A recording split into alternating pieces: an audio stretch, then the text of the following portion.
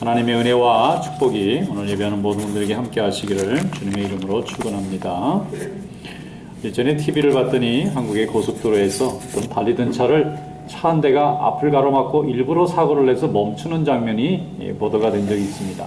그 내용을 나중에 들여보다 보니까 어떤 분이 고속도로에서 열심히 운전하고 가다가 갑자기 뇌졸중 증상같이 정신을 잃고 운전석에서 그냥 옆으로 쓰러져 버린 거예요.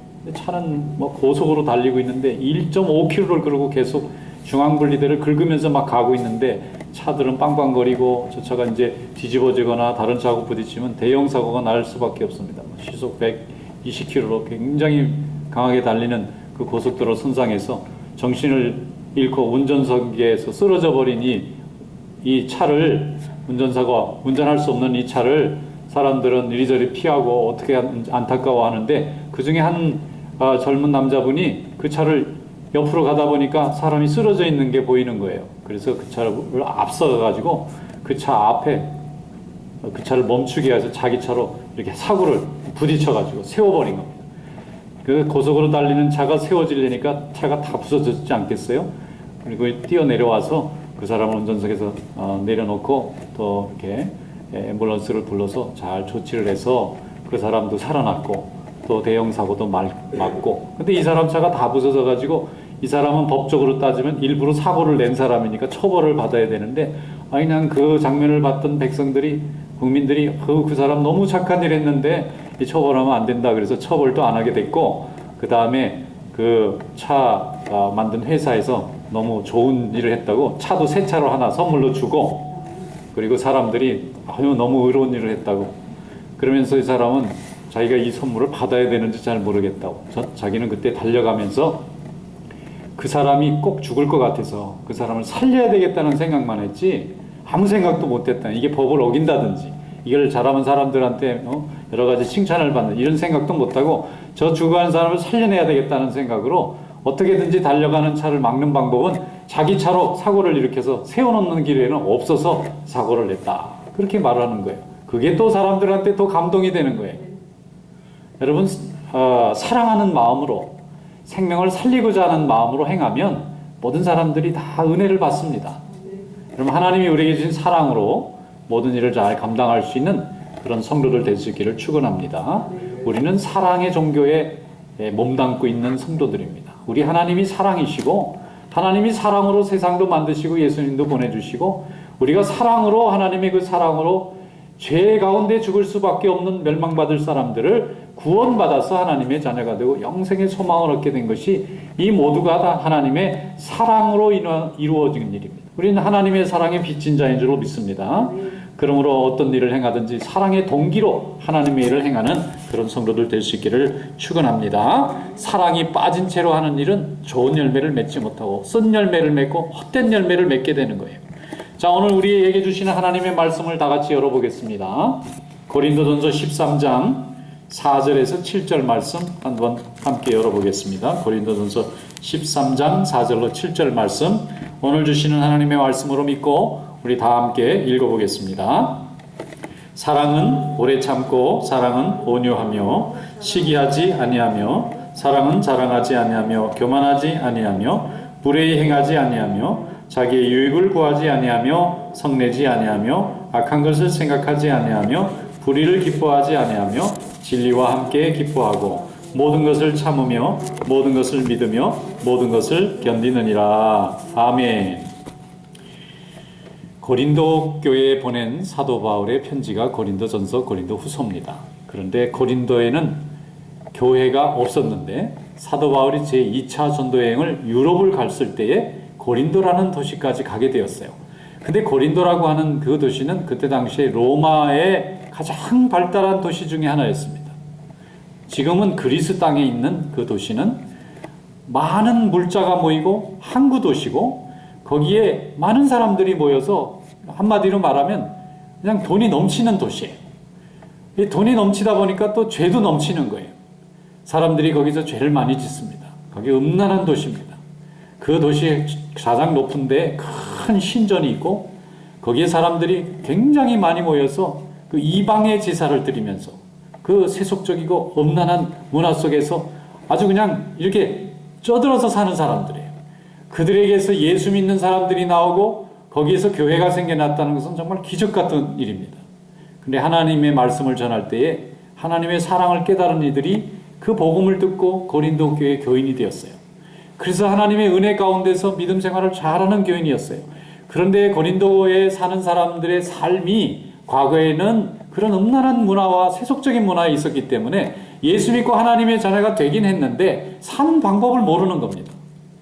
은혜 받아서 한번 하나님의 자녀로 회개하고 고백하는 일은 쉽게 할 수 있는데 회개한 하나님의 자녀가 어떻게 세상에서 살아가야 되는지에 대해서는 배운 적이 없으니까 이들이 자기가 경험하고 자기가 생각한 대로 살다 보니까 복잡해지는 거예요.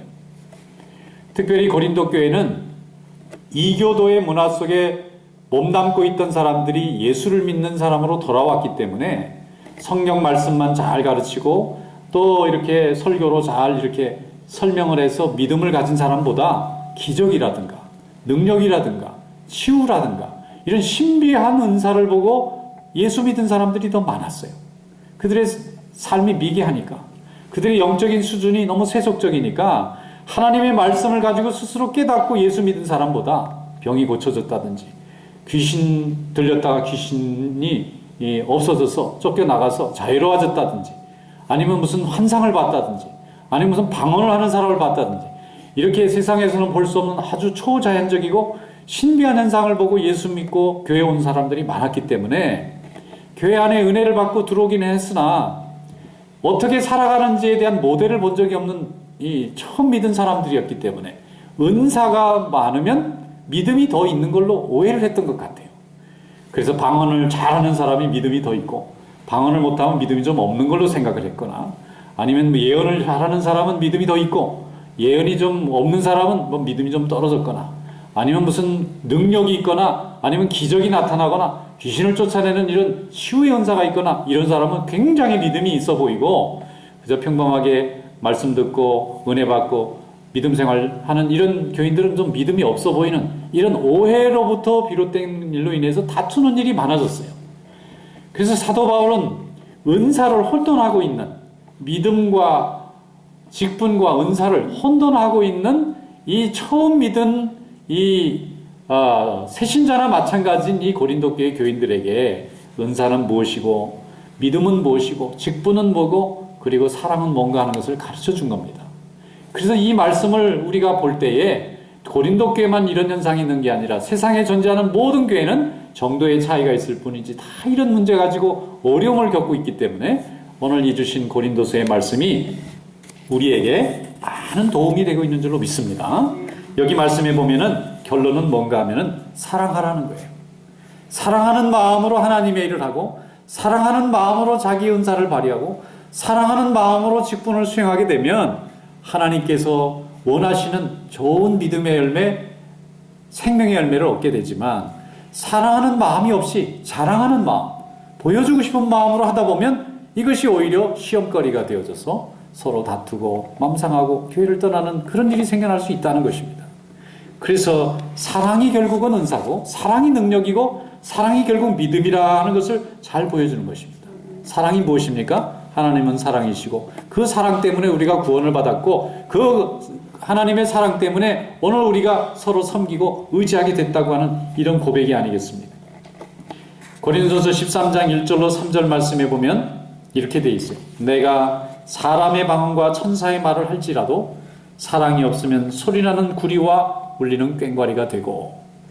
여러분, 노래를 부를 때 화음에 맞춰서 노래하거나 서로 이렇게 아름답게 조화를 이뤄서 하모니를 이루면은 우리에게 위로가 되고 소망이 되는 아름다운 음악이 됩니다. 우리 찬양대 오케스트라가 오늘 그냥 아름답게 찬양을 하니까 얼마나 좋은지 모르겠어요. 그냥 연습을 많이 하셔서 그런지 그냥 들을 때 기도를 많이 하고 연습하고 준비했다는 게 막 느껴진단 말이에요. 그런데 이 아름다운 음악이 들릴 때 우리가 위로받잖아요. 고달픈 심령이 이렇게 치유를 경험하는데 만약에 이런 소리가 나지 않고 막 꽹과리 소리가 나고 뭐 음악이 하나도 하면서 불협화음이 생기면 얼마나 힘들겠어요. 아름답게 똑같은 소리지만 아름다운 음악으로 조화를 이루면 우리에게 위로가 되지만 이게 조화가 되지 않고 막 시끄러운 소리, 꽹과리 소리가 난다 생각하면은 얼마나 힘든 일이겠습니까? 사람이 많은 방언을 한다 그러면 참 좋은 일입니다. 우리가 외국어를 한 두세 가지 하면 얼마나 부러워요. 요즘 TV 나오는 젊은 사람들 보면 제가 너무 부러워.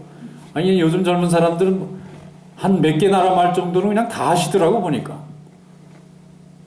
한 5개 국어, 한 10개 국어 하면 얼마나 좋겠어요. 근데 문제는 사랑으로 하는 마음이 아니고 남을 돕기 위해서 하는 이 언어가 아니라면 소리 나는 꽹과리 소리 같이 사람을 시끄럽게 하고 힘들게 하는 소리가 된다는 거예요. 그 다음에 천사의 말이 있잖아요. 말만 하면 얼마나 아름다운 말이 쏟아져 나오는지, 시를 만드는 것 같은 아름다운 말을 하는, 그런 좋은 말을 하는 사람이 있다고 할지라도 이것이 다른 사람을 위로하고 사랑하는 마음으로 하는 그런 말이 아니라면 귀를 시끄럽게 하고 영혼을 병들게 만드는 그런 마음이 된다는 거예요. 그래서 인간이 가지고 있는 어떤 능력도, 어떤 자랑도, 어떤 은사도 사랑의 마음으로 할 때에 하나님이 주시는 그 아름다운 목적을 이루게 된다는 것입니다. 또 내가 예언하는 능력이 있어 모든 비밀과 모든 지식을 알고 또 산을 옮길 만한 모든 믿음이 있을지라도 사랑이 없으면 내가 아무것도 아니요. 영어로 보면 it's nothing 이렇게 돼 있어요. 아무것도 아니라는 거예요.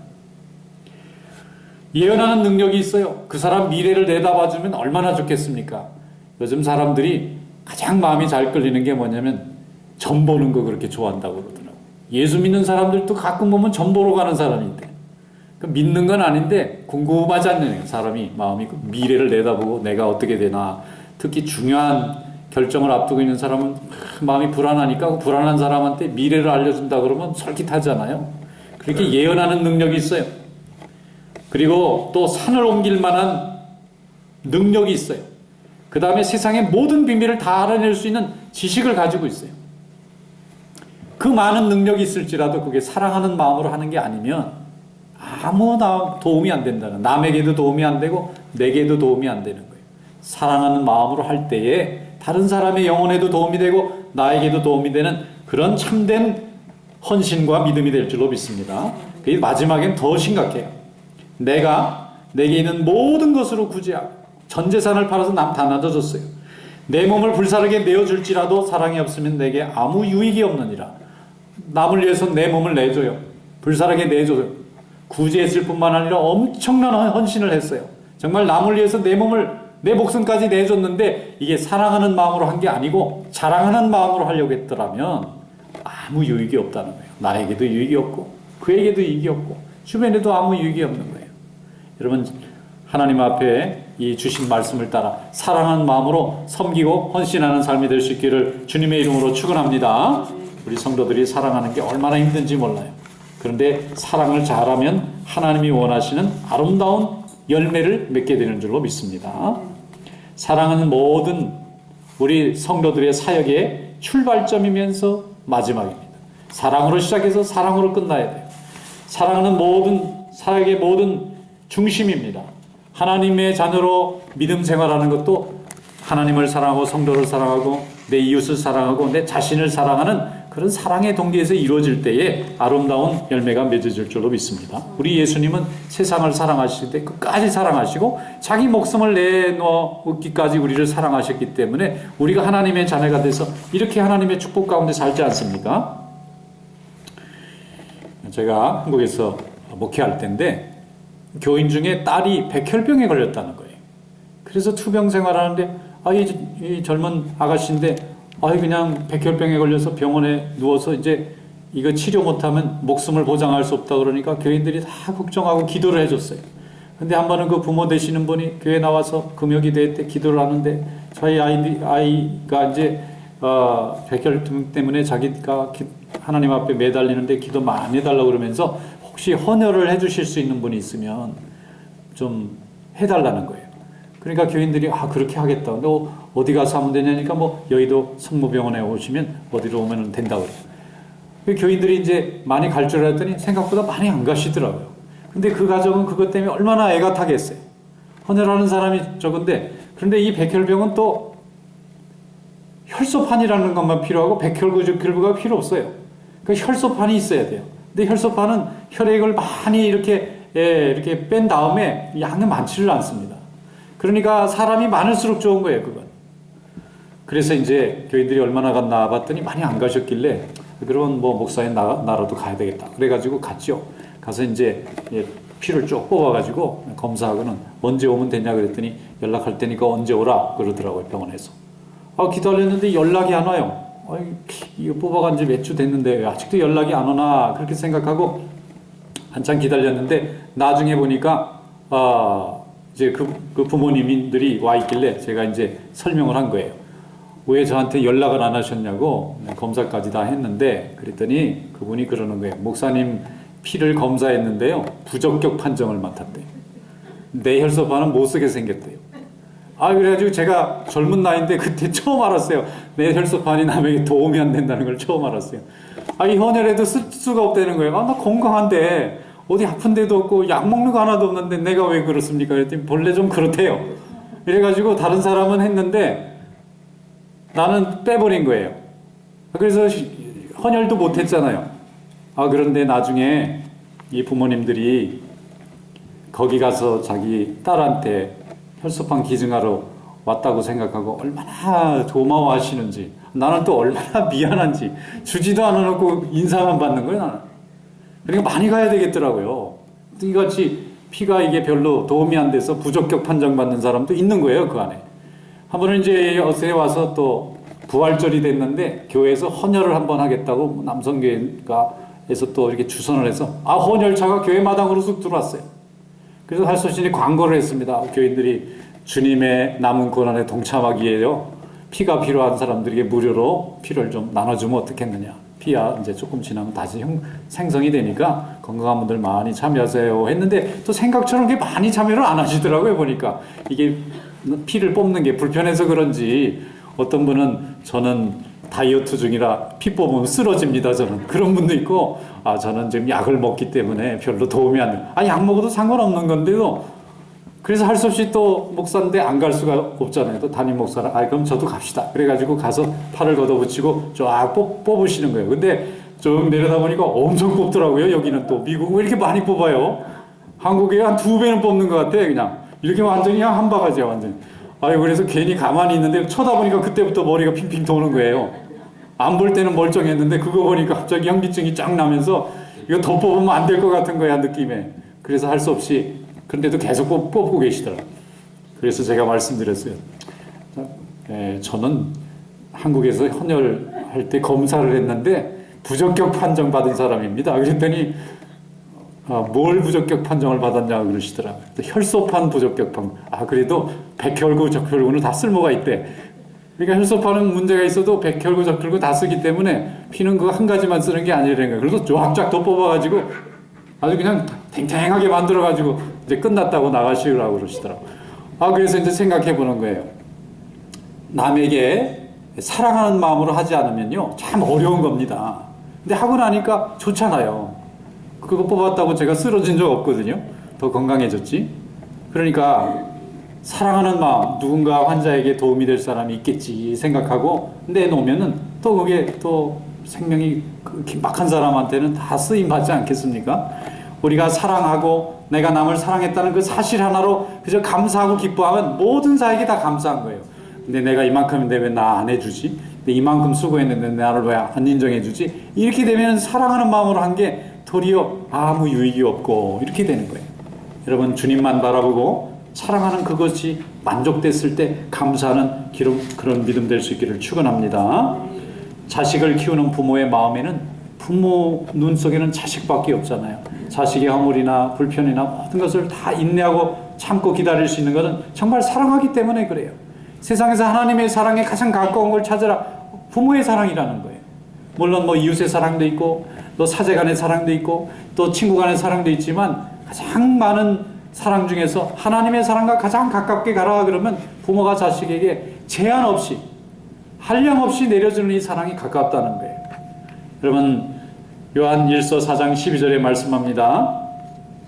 어느 때나 하나님을 본 사람이 없으되 만일 우리가 서로 사랑하면 하나님이 우리 안에 거하시고 그의 사랑이 우리 안에 온전히 이루어지느니라. 아멘. 하나님을 본 사람은 없어요. 하나님은 우리의 눈이나 시각의 센서나 주파수 안에 걸려서 보여지는 분이 아닙니다. 그런데 하나님은 살아계세요.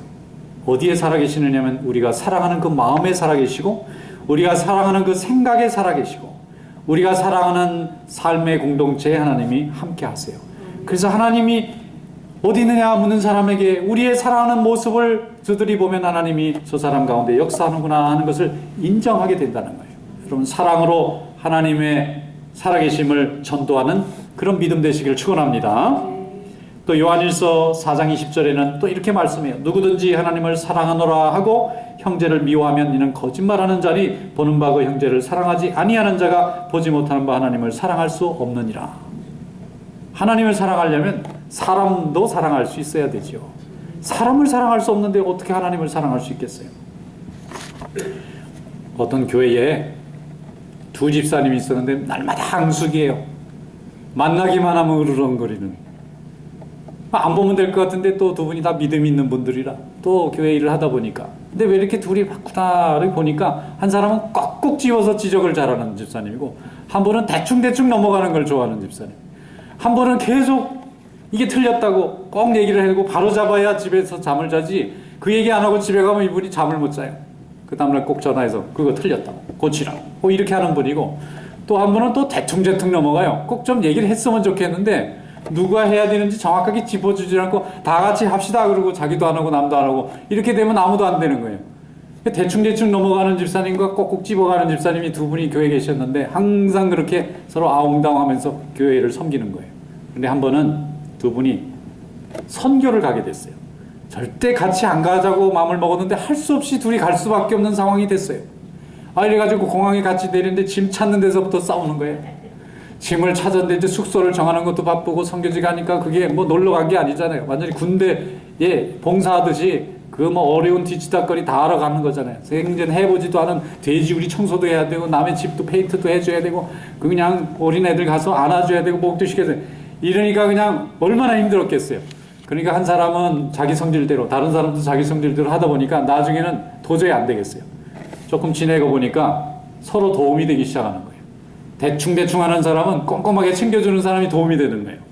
또 꼼꼼하게 챙기는 사람은 대충대충 넘어가면서 문제를 잘 해결해 주니까 너무 좋은 거예요. 그렇게 선교를 한 2주 하고 났더니 친해졌어요.